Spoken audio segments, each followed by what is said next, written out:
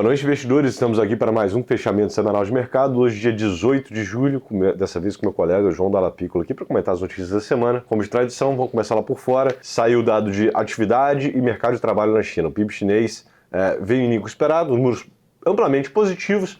Um asterisco aqui que vemos o varejo é um dado que é basicamente o CAPEX das empresas, eles vieram abaixo. Então, continua aquela desconfiança ali de que aquele crescimento que a China está anunciando que vai ser 5,5% acima da meta. É duvidoso, mas os dados oficiais a quem a gente tem acesso, China indo bem.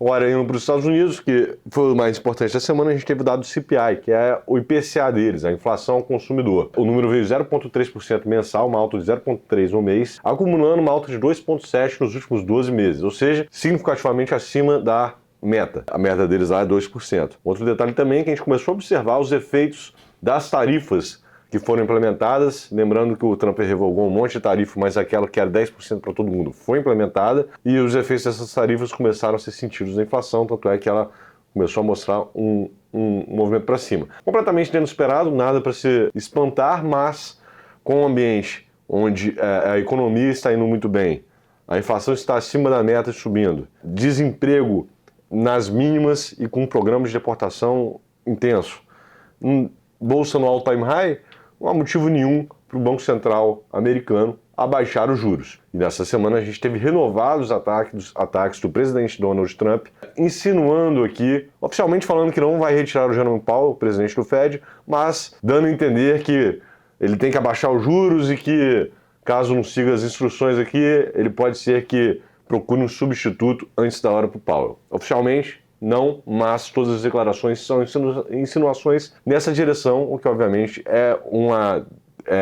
institucionalmente é bem ruim. Além disso, a gente está chegando próximo do prazo do 1º de agosto, onde entra em vigor uma nova rodada de tarifas, né? E até o momento, essa semana, a gente não teve nenhuma evolução concreta na direção de acordos comerciais, principalmente quando a gente olha com os principais players aqui, né?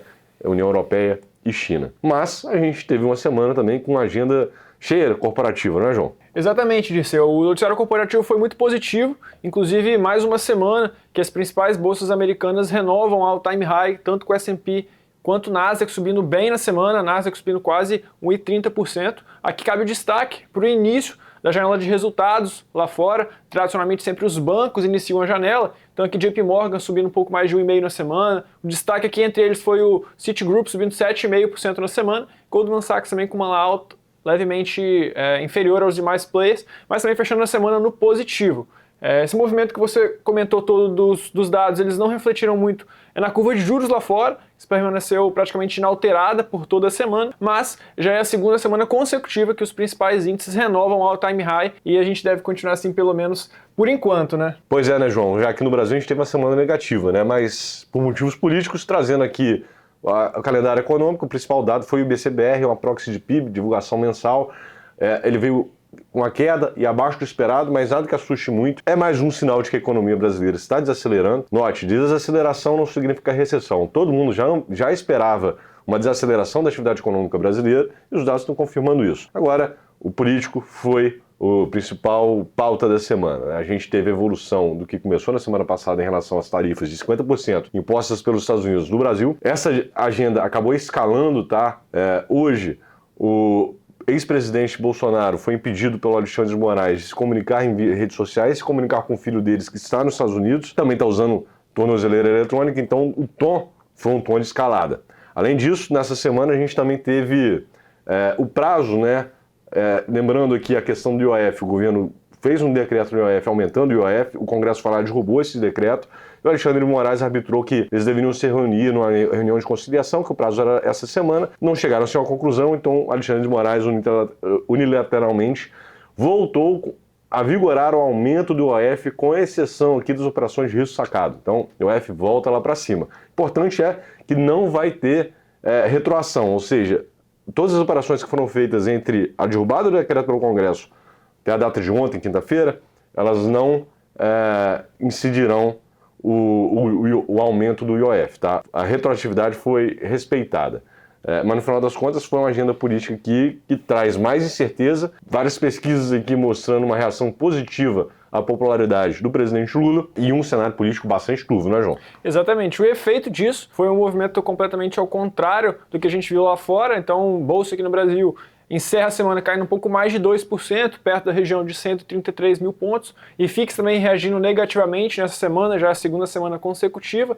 E aqui os principais papéis que ajudaram a puxar o índice para baixo foi Petrobras e Vale. Petrobras caindo um pouco mais de 5% na semana, Vale caindo na casa de 2,5%, à medida que a gente viu aqui a nossa curva de juros abrindo, né, subindo, principalmente no vértice um pouco mais longo da curva.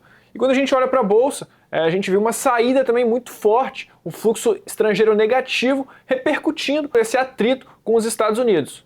E não podia ser diferente, o dólar também fechou a semana subindo aqui contra o real, um pouco mais de 0,2%, encerrando a semana perto da região de 5,60. E diante disso tudo, como que fica o calendário para a próxima semana? No final das contas a gente vai ter dado na semana que vem saindo, mas o mais importante vai ser a evolução lá fora dessas negociações para acordos comerciais, evitar uma sobretarifa, principalmente aqui olhando Estados Unidos, China, Estados Unidos e União Europeia, e também aqui no interno a evolução dessa agenda política aqui em torno tanto da tarifação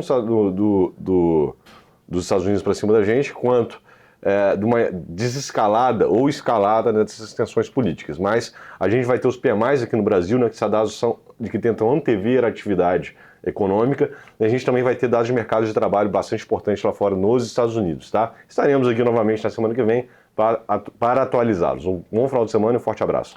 Obrigado, investidores, e até semana que vem.